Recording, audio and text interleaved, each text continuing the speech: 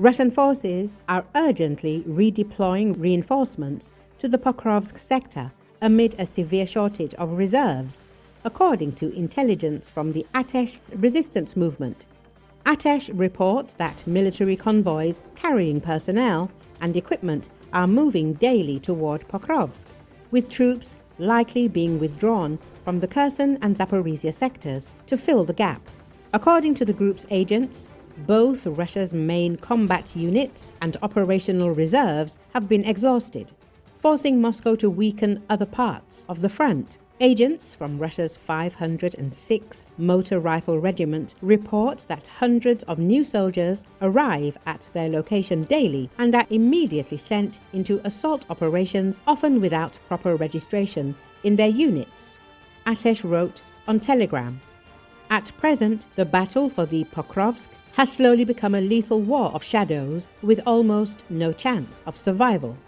The Russian army is disintegrating under the weight of its own losses, and its push to capture Pokrovsk turns into a slow-motion collapse of morale and unit-level desertions. RFU News media outlet says, for many Russian soldiers, the order to attack Pokrovsk has become synonymous with a death sentence. Soldiers whisper among themselves that entering Pokrovsk means certain annihilation by Ukrainian artillery and drones, as videos from the area reveal the growing panic within the Russian ranks. In one, an agitated officer films two soldiers who refuse to go into the town, both saying they prefer prison over suicide missions. One claims a medical condition, the other shows a wound, but the officer is unmoved.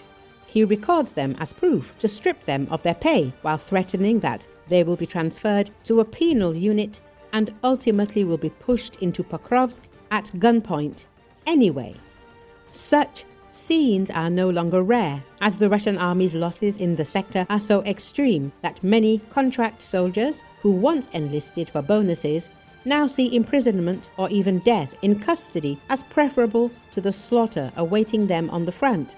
But these men will not be sent back to Russia to serve prison terms, as the Russian command sacrifices such penal battalions as cannon fodder and bait to reveal Ukrainian fire positions, RFU News reports.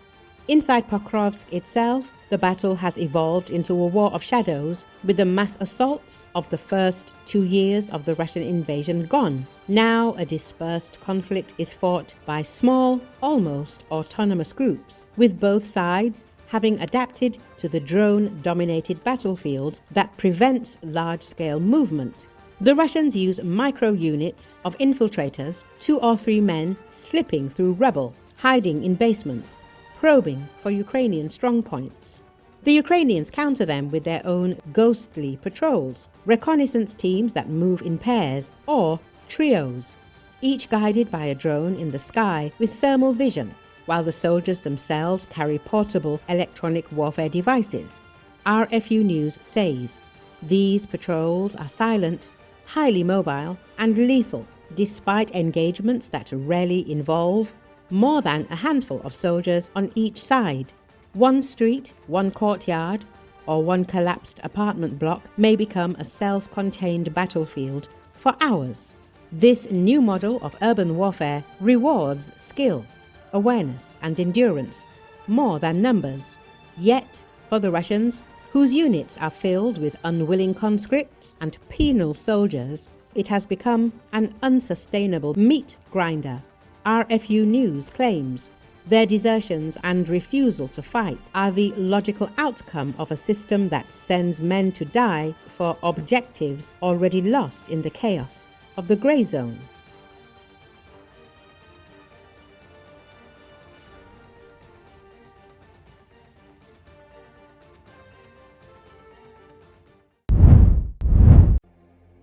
President Emmanuel Macron laid a wreath by the Stade de France in Saint-Denis on Thursday, marking the 10th anniversary of terrorist attacks that killed 132 people and injured hundreds. According to Associated Press, the attacks on November 13, 2015, included gunfire at cafes, explosions at a stadium, and a massacre at the Bataclan concert hall. The daughter of the first person killed in the attack made a moving address at the solemn ceremony in Saint Denis. Sophie Diaz fought back tears outside the Stade de France as she described living with what she called a void that never closes, since the night her father was killed in France's deadliest peacetime attack, a night that still scars Paris and shapes the country 10 years on. Diaz's father, Manuel, died when the first bomber detonated outside the Stade de France. Speaking at the stadium gate where he was killed, she said the absence he left weighs heavily every morning and every evening for the past 10 years. Macron and First Lady Brigitte Macron stood beside her for a wreath-laying and a minute of silence during the first in a day of tributes at the places where Islamic State group gunmen and suicide bombers hit a soccer match, neighborhood cafes, and a rock concert in the space of minutes. Paris Mayor Anne Hidalgo also was present. From Saint Denis, Macron is traveling to each attack site in sequence, the Carillon and Petit Cambodge cafes in the 10th arrondissement, then La Bonne Bière, Le Comptoir Voltaire and La Belle Équipe in the 11th, and finally the Bataclan, where 90 people were killed during a 3-hour siege. Families of the victims are being placed closest to each plaque in what the presidency calls a family's first protocol. The events 10 years ago reshaped France's sense of safety, leading to both hardened security and a deeper sense of solidarity. A new memorial garden will be unveiled. The Eiffel Tower will be lit in French colors, and a minute of silence will be observed at a soccer match.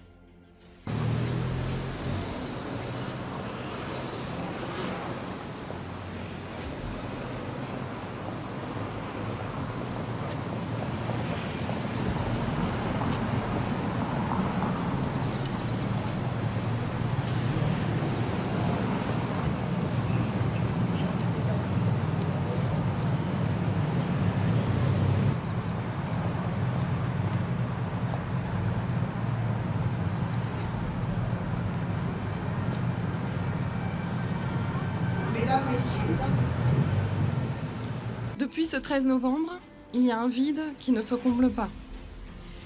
Une absence qui pèse chaque matin et chaque soir depuis 10 ans. Mais il y a aussi les souvenirs que rien ne pourra effacer. Mon père aimait la vie. Il croyait en la liberté, en la joie simple d'être ensemble, de partager des moments précieux avec les siens, et nous a inculqué les valeurs de la République. C'est cela que la haine a voulu détruire. Mais c'est cela justement que nous portons aujourd'hui. Plus fort que tout. Malgré la douleur, malgré l'absence et ce trou béant, nous restons debout.